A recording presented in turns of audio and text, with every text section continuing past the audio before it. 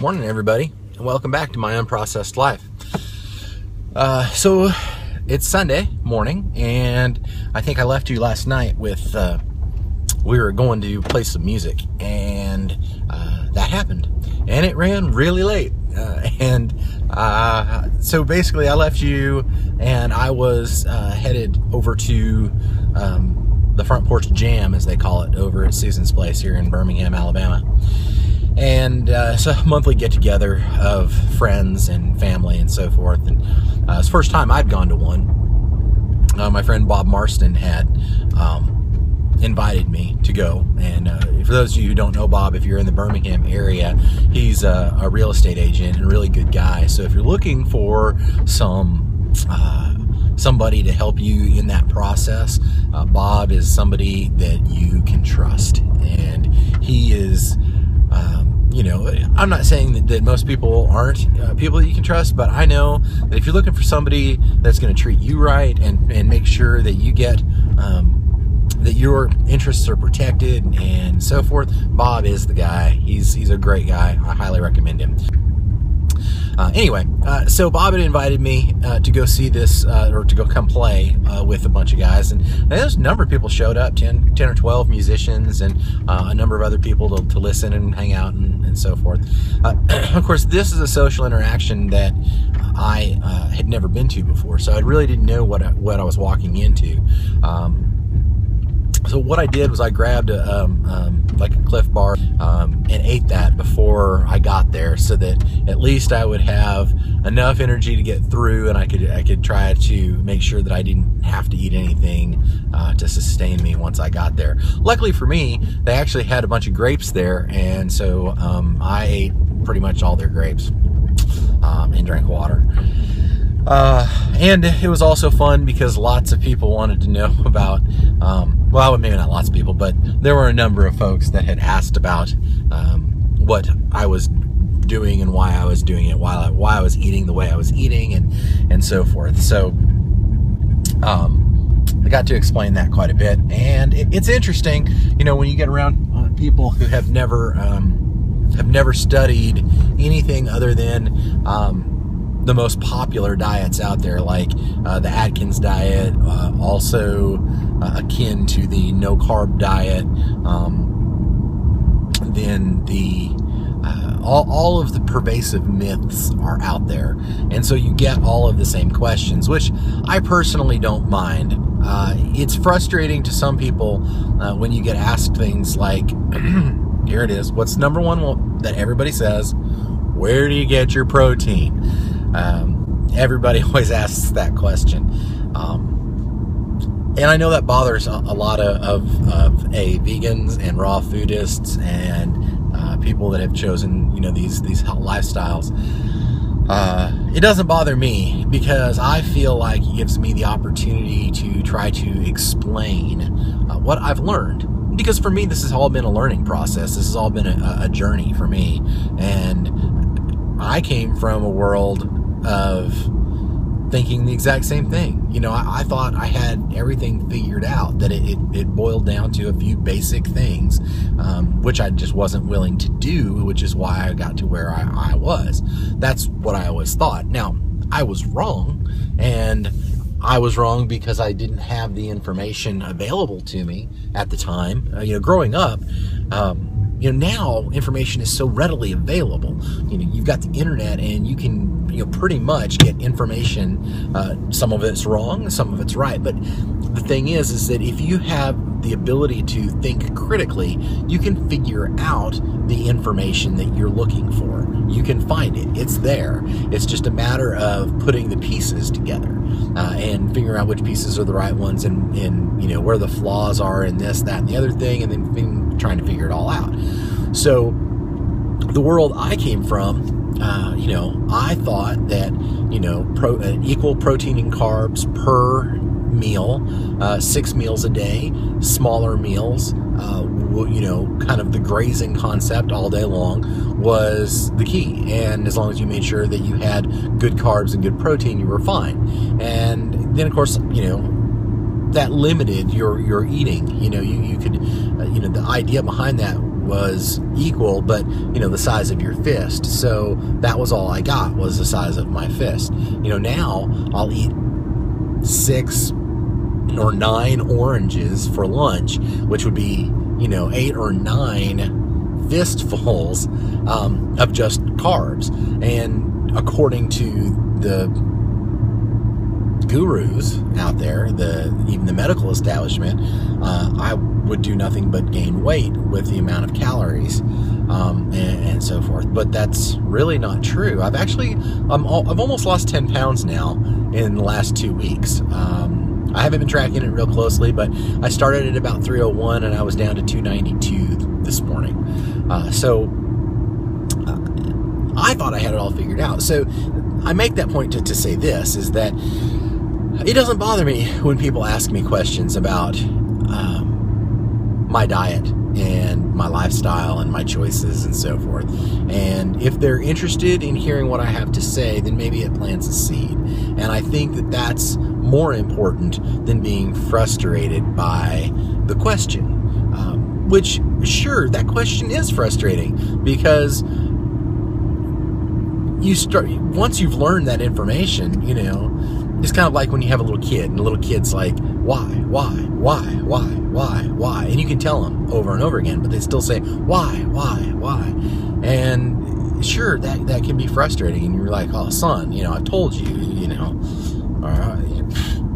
But the reality of the situation is that the seeds that you plant could possibly save someone's life.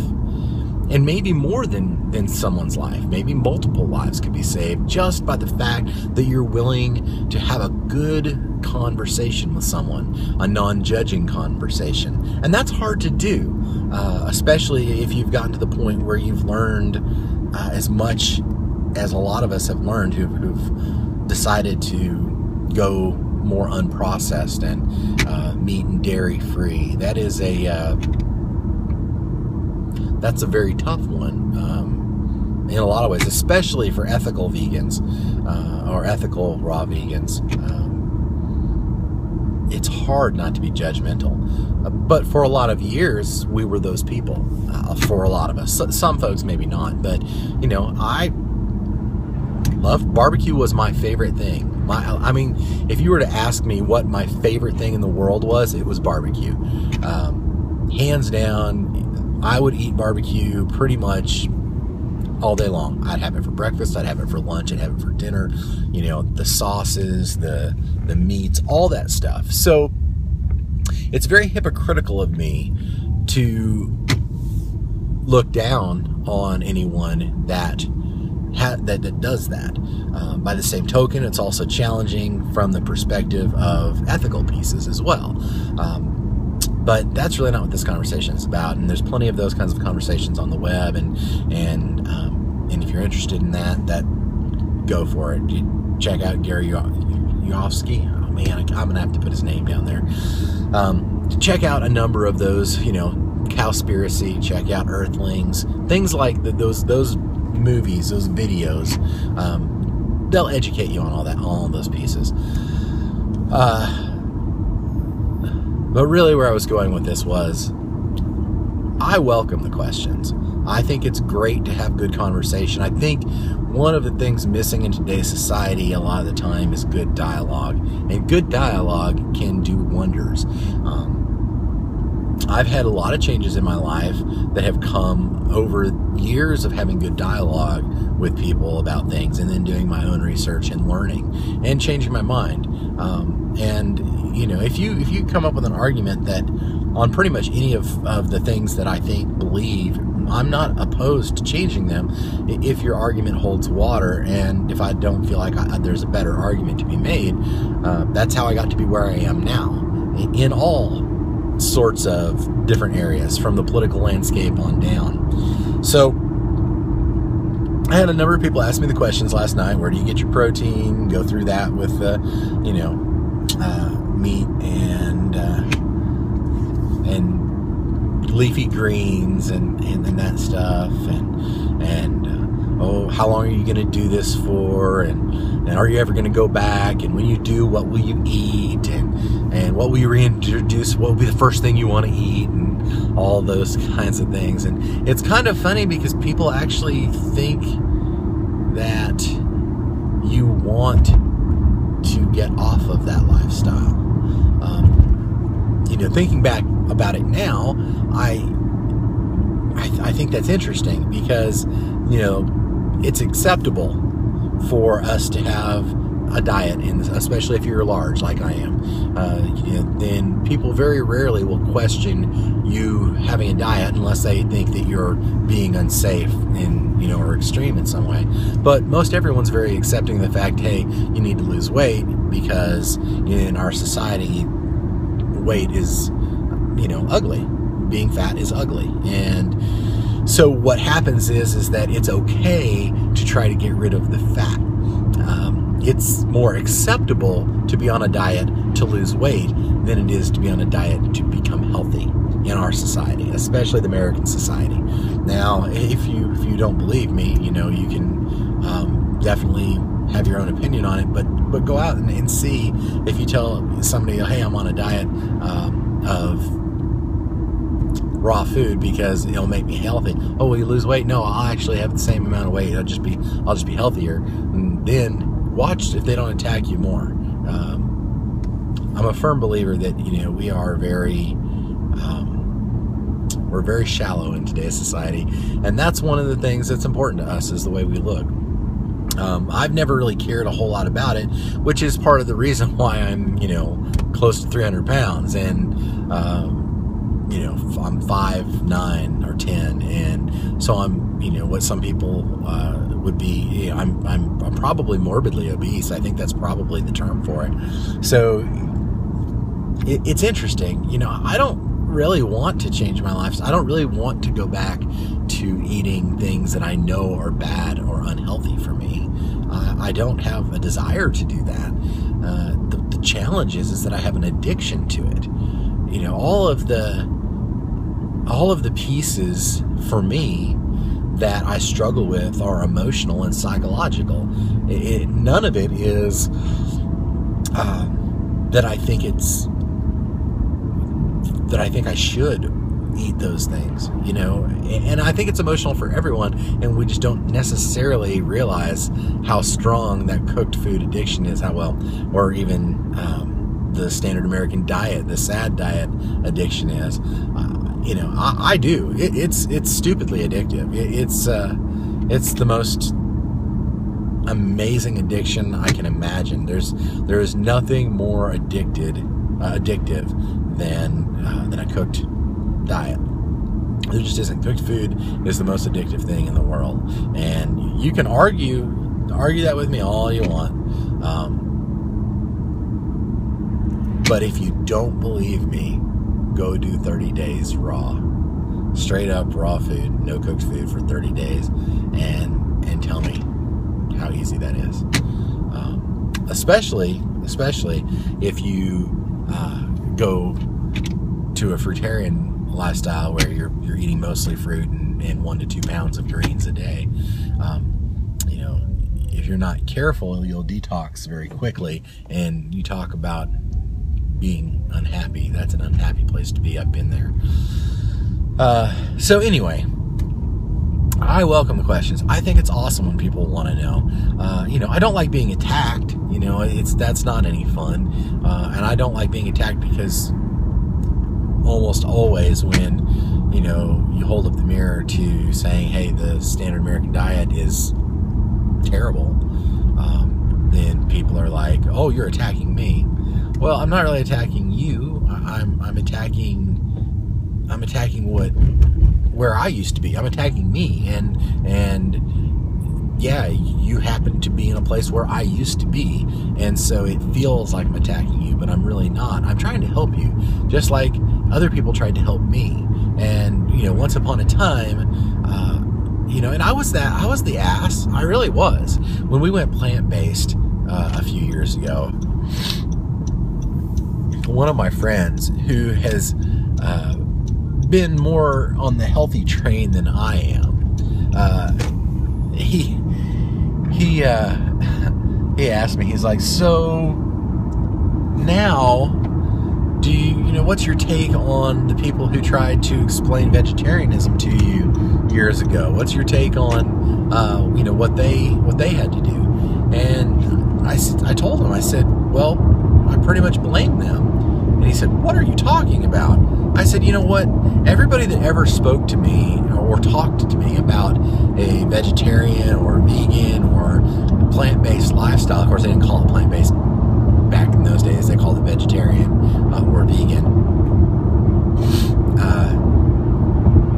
I said, anyone that talked with me during that time frame in my life, anybody that took me on, they were very meek about it. They did not stick to their guns. They were, oh, well, it's my choice and so forth. And then I could ridicule them about it. They didn't come out with any data. They didn't come out with any really good arguments other than, hey, I think it's healthier. And I could always point to the body of work that everyone else points to, which is, well, no, meat's good, and here's why, and so forth.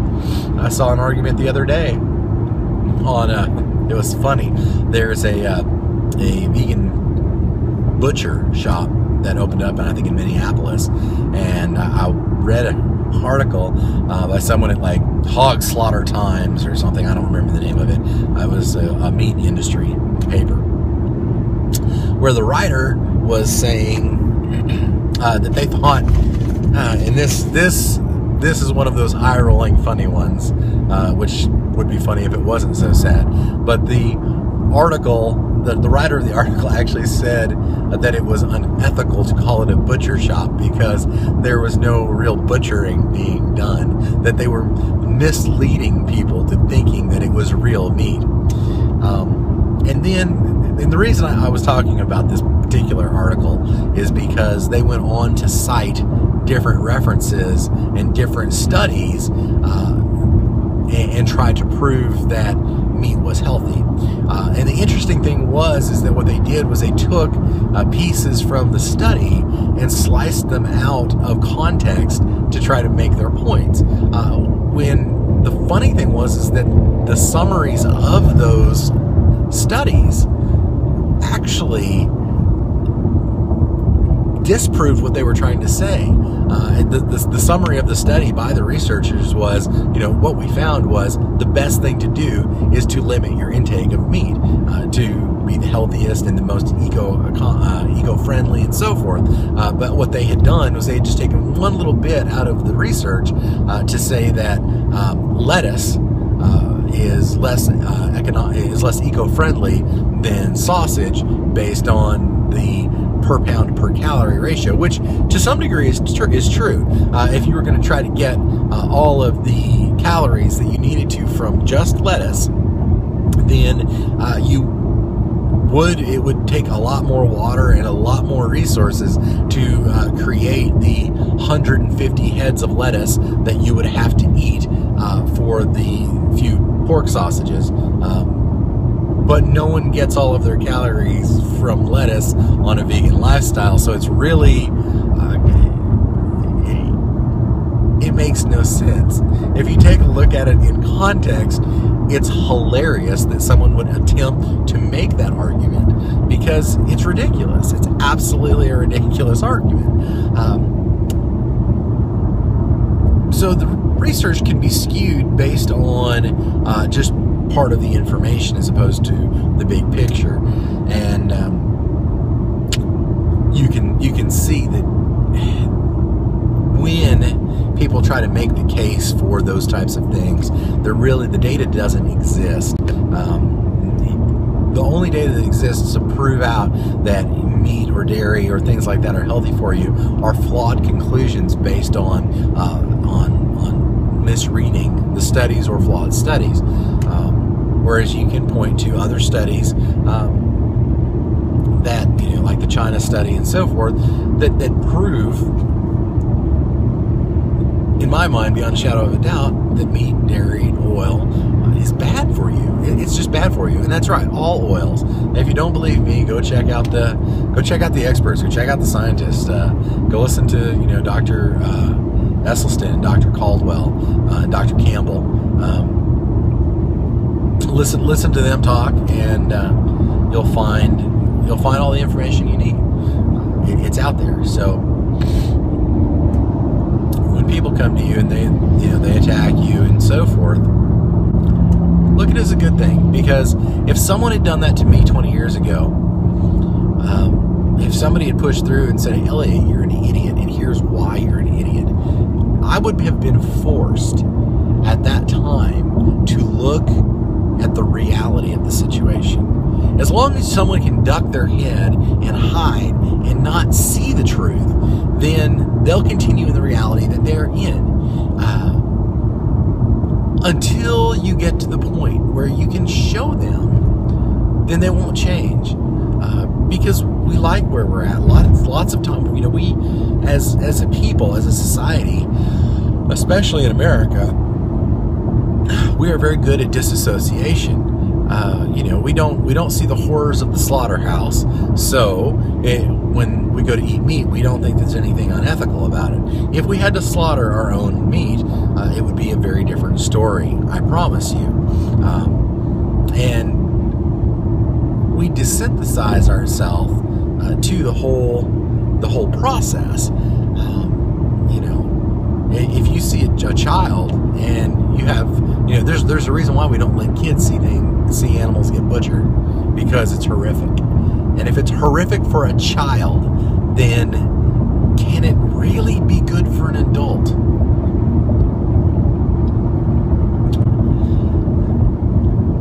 Years ago, I wish somebody had stuck up for what they believed in and knew their stuff well enough to say, Elliot, you're an idiot.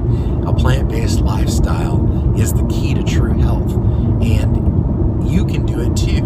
And yeah, you'll have to give up these things, but you will be gaining so much more. The heartache I would have skipped if I had learned that. I can think of just a few vegetarians in my lifetime who I've talked with for any period of time that made any good points. And the few that did, they didn't make them strongly enough that I was convinced that it was an option, that it was a reality, that it was a possibility. It just seemed awful to me. Lettuce, tomatoes, what else could you eat? Now, granted, today it's a great time to be a vegan and a raw vegan and plant-based, on a plant-based lifestyle. It's so much easier today than it was 20 years ago. It may not be healthier today, but it's a whole lot more convenient. You can go to Walmart now and you can pick up veggie dogs, which are, they're not good for you per se in the sense that they are high in fat and oils and things like that. But nobody had to die for it. Nothing had to die. No sentient beings had to die for your food, and that in itself is kind of a victory. So I guess what I'm saying is that if you're on a plant-based lifestyle and people attack you, don't look at it as a bad thing. Look at it as a good thing, because the seeds that you plant now will grow, or they could grow. And even if they don't for that person may pass on that information. When you talk about, the different people that you've seen that have been able to stave off their cancer for 20 years with a healthy diet, or that they've been able to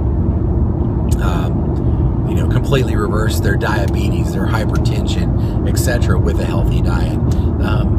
When you talk about those things, maybe that person you're talking to isn't going to use that information for themselves, but they may have someone that they love and care about more than they care about themselves, which is another topic altogether. But in reality, a lot of times we care about other people more than we do about ourselves. And a lot of times we don't love ourselves enough to think that we're important enough to be able to make it a priority that we do the things that we need to do. But if someone else has this problem, then, we'll turn to it. I have family members like that, where, they pretty much think I'm crazy because I advocate a whole food plant-based lifestyle, and they're like, oh, we just can't do that. And of course, that's total crap. I know it is, because I was there. Nobody, and I tell you this, nobody can tell me, oh, I just have to have my meat, I can't do without meat. Dude, I was the meat master. I was the one that wanted meat. When I used to go to a buffet, I told the same friend that asked me the question about the vegetarian and veganism stuff. I told him, I said, he said, what do you do when you go to a buffet? And this is years ago. I said, here's what I do. I go to the buffet and I survey it, and I look to find all the different meats, and I try to get some of every different meat so that I can find which one's the best. And if there's a little room left on the plate, I may put something else on there, you know, like some bread or something like that. But it's all about the meats, man. That was me, and that was me for years and years and years. And if I can go from being someone who felt like they had to have meat and ate meat at every meal and all the time, there's no excuse for anyone else. It doesn't hold water with me. Now, you want to make a different argument, be my guest, but you can't make the argument with me that I just can't do without meat, because I was the meat master. I was the guy. You want to talk about, I can talk about meat, I can talk about cuts, I can talk about barbecue, I can talk about how to cook, I can talk about the sauces, I can tell you about the different sauces in the north and the south and across and over in South Carolina and their whole hog barbecue, and I can talk about all of it. Why? I can tell you how to cook a steak, I can tell you how to cook prime rib, I can tell you all that stuff, because that was my life. You know, everything. I mean, hamburgers, Juicy Lucy's, the whole 9 yards. That was my life. I was the meat guy. Who cares about anything else? It's just meat. If I can go from that to being on a plant-based lifestyle, there's nobody who can't do it. It's all a matter of whether or not you want to do it. And I'm cool with people making their own decisions to a degree. When we're talking about just getting healthy, just that piece of it, we're not talking about the ethics of it. That's a different argument altogether, although they are intertwined to some degree, to a large degree. But if you want to tell me, listen, man, I just think you're crazy, I think you're off your rocker and you're wrong, and I'm not going to do it, so back off. Of course, you know, I'm never out there putting it in their face. It just happens. But that is a more honest argument for me than, oh, I gotta have my meat. Well, no, you don't. There's literally that argument holds zero water. It's not valid. It's ridiculous. Now you want to tell me, hey, I don't want to give up my meat, I'm not willing to do that. Okay, but it's not because you got to have it, and it's not because it's important. You know, it is because you want to do it. And so you either want to live a healthy lifestyle, or you don't, and that's your choice. And I'm not gonna ever go out and hit up people and be like, oh, you bad. I used to be there. I just wish that everyone could see what I see, so that they can have a better life and live longer and happier and disease-free. And that's what I hope for them, and that's what I hope for everyone. And I feel like I found the closest thing to the fountain of youth that there is. I feel like I found the thing that will help people reverse their diseases. And I found it for me personally. I mean, I'm not the one that started any of this stuff. I found it, and I found it because my wife was diligent enough to do the research on it and find what would be happy and healthy. So, if you're interested at all in starting a journey to a truly healthy lifestyle, then start with the Engine 2 diet. Start with going to slightly to the right of veganism. No oils, no meat, no dairy. But that doesn't mean no good food. That just means no poison. That's what it means. It means no poison in your body. None of those things. It means having a life that is much happier. And you can't see it until you do it. It's really pretty crazy, because you can't can't understand how much better you feel until you attempt it. It's so hard to explain. If you don't spend the time to try it and give it a legitimate try, and I don't mean just a day. I mean, and you can do that. I mean, you can work into it that way. But man, I hated green juice. And if you go back to my first videos, I'll tell you, I hated green juice. And now I kind of like it. I kind of enjoy the green juice in the morning. And that's so weird. That's so jacked up. That's for me, because like I said, watch my early videos. I'm not a green juice fan. I mean, it's pretty. I like green. It's a green color. I like green. But, you know, you go to drink it, and man, it's tough. Or at least it was. And then kind of this morning, I was kind of thinking, I kind of want some more green juice. Maybe I'll just do some more. And I could see where you could pretty much get addicted to just drinking green juices because, man, they do so much for your body. You feel so good. And, you know, for if any of you have ever taken drugs, I did some drugs when I was younger. And you got a high off of it, and it was great, and you enjoyed it, and you did it again because you liked the high. Well, green juice is very similar to that in some respects. The more you do it, the more it cleans your body and helps you feel good, and then you kind of get on this green juice high, kind of like a runner's high. That's, you know, another way of you know, releasing those things. And so I was talking with Stark Raving Raw this morning, and you know, I was telling her I could see how you can get addicted to this.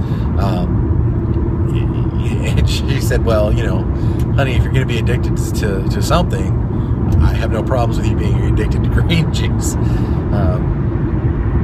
Because it does. It makes me feel better. And,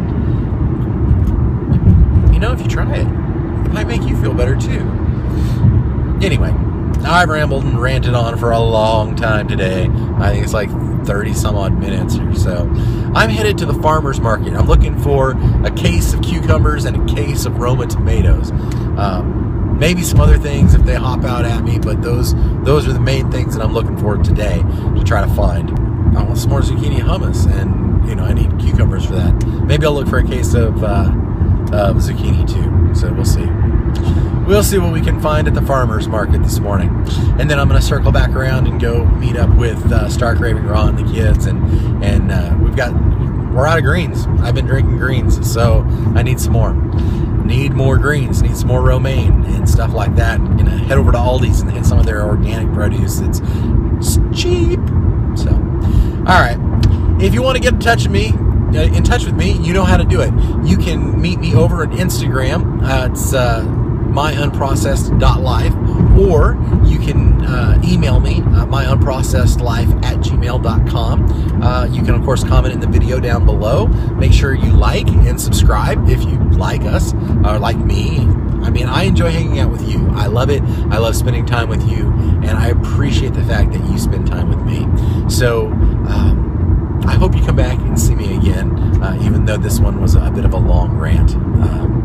If you have any questions, like I said, reach out. I'm happy to talk and discuss and whatnot. So have a great day. Thank you for joining my journey for the time you have. So I got just finished up at the farmer's market, and I went to a couple of the Asian markets as well. The farmer's market turned out pretty well. I wouldn't say it was stellar. It wasn't the best deals I've ever gotten, but I did get some good produce for the next week, maybe two, to help us out. I was able to get a case of Roma tomatoes because I wanted to have some tomatoes at the house, but also to do some sun-dried tomatoes for some other things. I got a case of tomatoes for $15, which is the best I've ever done. Is I got a case of them for $10, but this early in the season, $15 is actually not bad at all.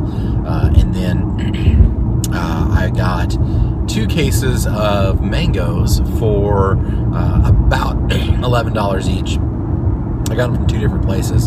I actually paid, well, maybe, anyway, I paid $24 total, so I guess it'd be $12 each. So I got 2 cases of mangoes, and I got a case of cucumbers for $7, which you can't beat that, because cucumbers can be really expensive. And then I got some collard greens. I got a big bunch of collard greens for $3. So for $48, I got roughly 50 pounds of produce. So I feel like I did pretty well, all things considered there. And then I went to the Asian market, and I was hoping to get some jackfruit, but they didn't have any jackfruit or any other fruits that I was looking for, that I thought, no dragon fruits or anything like that. But they did have some young coconuts for $1.39, $1.40 a pound, or I'm sorry, $1.40 total per piece. And so I was able to get 7 young coconuts for just under $10, which, if any of you have tried to find young coconuts, depending on where you're at, I mean, if you're in Chiang Mai, it's a completely different story. But if you're here in the U.S., especially here in the South, but not Florida, then, getting those coconuts at Whole Foods or Organic Harvest or some of the other grocery stores can be expensive. I saw them for $5 a piece, and I can't really afford $5 a piece, but at least not on my salary. Maybe someday, I hope, but right now, that's about what it runs. So $1.39 was a steal for us, because we've paid upwards of $3 a piece for them. So twice as much. So this was nice.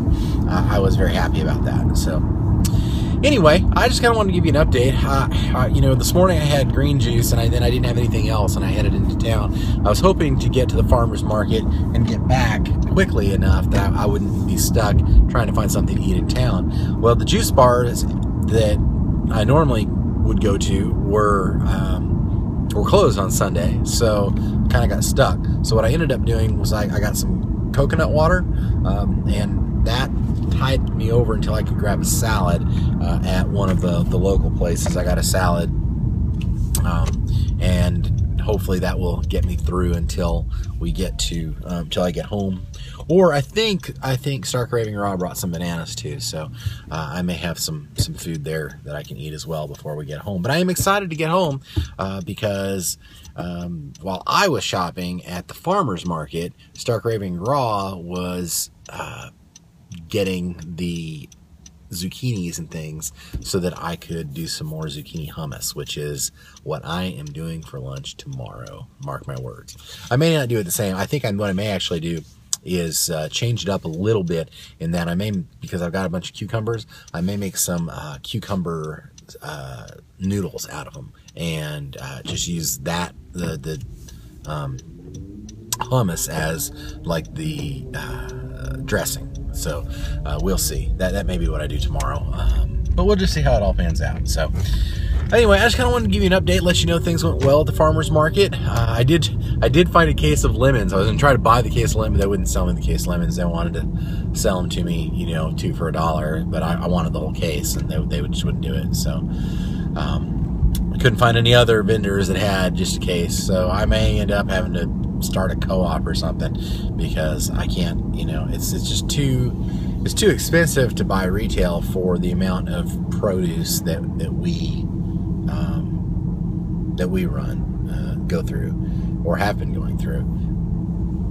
I need to have a little bit more buying power, so hopefully we can figure out a way to do that with a co-op or something. Maybe a co-op that already exists. I need to check it out and find out, because it's really important to try to bring the cost down as much as possible, especially because we're going to be buying, it may not be as much as a grocery store would purchase, but we're going to go through a case of something every week, and maybe more. So I think we may have to take a look at that. So, and then I will talk with you all tomorrow on my way to work. So I hope you have a great day.